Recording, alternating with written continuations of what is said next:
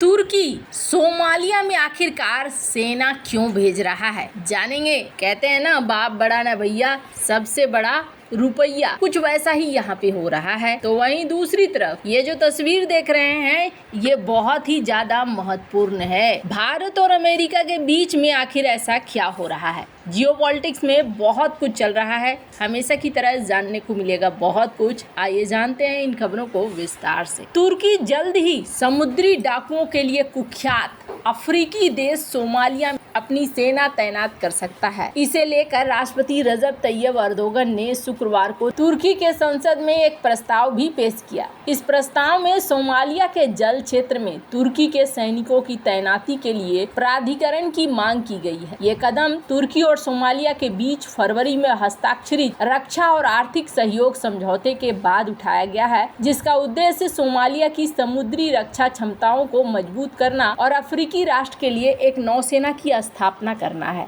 ये गुप्त सौदा कथित तौर पर जनवरी में सोमालीलैंड के अलग हुए राज्य के साथ इथियोपिया के समझौते के जवाब में संपन्न हुआ था, जो अदीस अबाबा को वहां एक अन्य सैन्य बंदरगाह बनाने का अधिकार देता है। इस महीने के शुरुआत में तुर्की ने आगामी संकट को सुलझाने और मध्यस्थता कराने के प्रयास में सोमालिया और इथियोपिया के विदेश मंत्रियों की मेजबानी की थी। हालांकि बैठकें एक संयुक्त घोषणा के साथ समाप्त हुई, जिसमें शामिल होने की इच्छा व्यक्त की गई, लेकिन सूत्रों ने बताया कि मध्यस्थता शुरू करने के बावजूद इथियोपिया ने प्रगति के लिए अनिच्छा दिखाई है। इस घटना पर तुर्की के विदेश मंत्रालय ने टिप्पणी करने से इनकार कर दिया है। इस घटनाक्रम के स्पष्ट रूप से सोमालिया के प्रति तुर्की की प्रतिबद्धता को तेज कर दिया है। गुरुवार को तुर्की के ऊर्जा मंत्री अल्पसलान बायरकटर ने इस्तांबुल में अपनी सोमाली समकक्ष अब्दुलरिजाक अमर मोहम्मद के साथ हाइड्रोकार्बन अन्वेषण और उत्पादन समझौते पर हस्ताक्षर किया है। यह समझौता तुर्की की सरकारी कंपनी टीपाओ को सोमाली समुद्री क्षेत्र के भीतर 3 अलग अलग ब्लॉकों में अन्वेषण गतिविधियां संचालित करने के लिए अधिकृत करता है। अंकारा में पर्यवेक्षकों का कहना है कि सरकार ने टीपाओ जहाज के सुरक्षा के लिए सेना भेजने का कदम उठाया है, जो आने वाले महीनों में सोमाली जल में ड्रिलिंग ऑपरेशन करेंगे। तुर्की संसद में प्रस्तुत प्रस्ताव में 2 साल के कार्यकाल का अनुरोध किया गया है, जिसे आगे भी रेन्यू किया जा सकता है।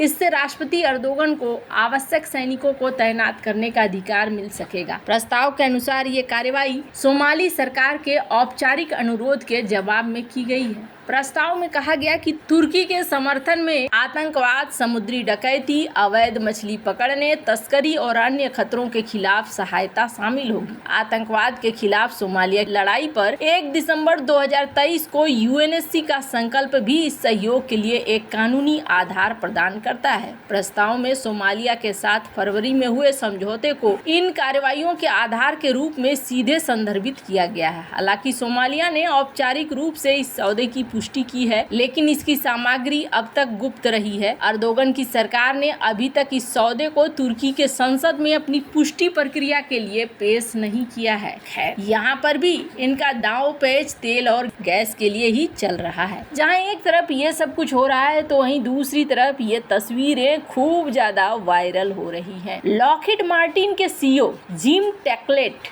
ये 18 जुलाई को भारतीय प्रधानमंत्री नरेंद्र मोदी से मुलाकात की। इस दौरान भारतीय रक्षा उद्योग में स्थानीयकरण के बारे में चर्चा हुई। लॉकहीड मार्टिन ने भारत में निर्मित होने वाले F-21 लड़ाकू विमान, सिकोर्स्की नेवल यूटिलिटी हेलीकॉप्टर और कंधे से दागे जाने वाले एंटी आर्मर हथियार जेवेलियन पर बड़ी पेशकश की। हालांकि भारत की तरफ से F-21 की खरीद को लेकर कोई भी हामी नहीं भरी गई है। Bharat 114 medium role fighter aircraft के लिए चल रहे टेंडर के लिए एक विमान की तलाश में है। इस रेस में डसॉल्ट एविएशन का राफेल लड़ाकू विमान भी शामिल है। बताया गया कि फ्रांसीसी विमान निर्माता Dassault Aviation 114 medium role fighter aircraft के लिए चल रहे टेंडर के दावेदारों में से एक है, लेकिन वह राफेल लड़ाकू विमानों की तकनीक को साझा करने के लिए अनिच्छुक है। हालांकि भारत का जोर टेक्नोलॉजी ट्रांसफर के तहत विमानों के मेक इन इंडिया पहल पर है। ऐसे में MRFA सौदे पर कोई आगे की कार्रवाई नहीं हुई है। हालांकि स्वदेशी लड़ाकू जेट LCA Mk1 के देरी से वायुसेना के आधुनिकीकरण की राह में बाधा आ सकती है, क्योंकि वायुसेना के पास स्वीकृत 42 के मुकाबले 31 लड़ाकू जेट स्क्वाड्रन रह गए हैं। लॉकहीड के सीईओ जिम टेस्लेट ने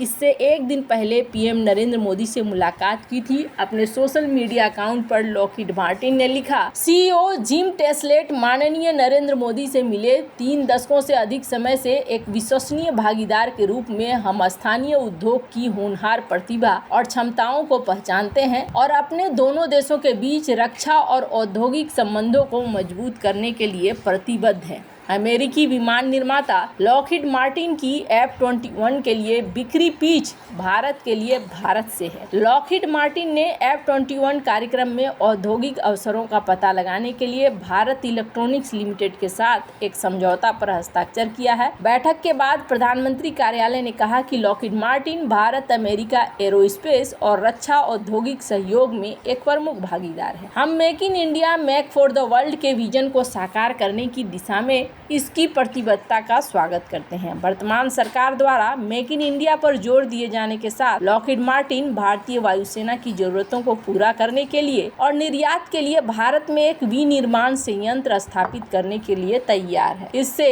भारतीय फर्म टाटा समूह के साथ साझेदारी की है। Tata Lockheed Martin arrow structure limited का निर्माण किया गया है। भारत में ये सुविधा भारत में विमान और F-16 वैश्विक आपूर्ति श्रृंखला के घटकों का निर्माण करेगी। पहली नजर में F-21 का डिजाइन F-16 ब्लॉक 17 लड़ाकू जेट के समान दिखता है, लेकिन F-22 रैप्टर और F-35 लाइटनिंग के डीएनए से प्रेरित है। F-21 F-16 की आपूर्ति श्रृंखला का लगभग आधा हिस्सा 5वीं पीढ़ी के 2 अमेरिकी विमानों समान है। F-21 को F-22 से अलग करने वाली विशेषताएं इसकी एयरफ्रेम, हथियार क्षमता, इंजन मैट्रिक्स, इंजन संचालन उपलब्धता। F-21 जेट को अब तक निर्मित सबसे F-16 वेरिएंट के रूप में वर्णित किया गया है। वैसे F-35 lightning II, F-22 Raptor ये भविष्य के एवियोनिक्स हैं। अभी ये भारत को यही देने को तैयार है।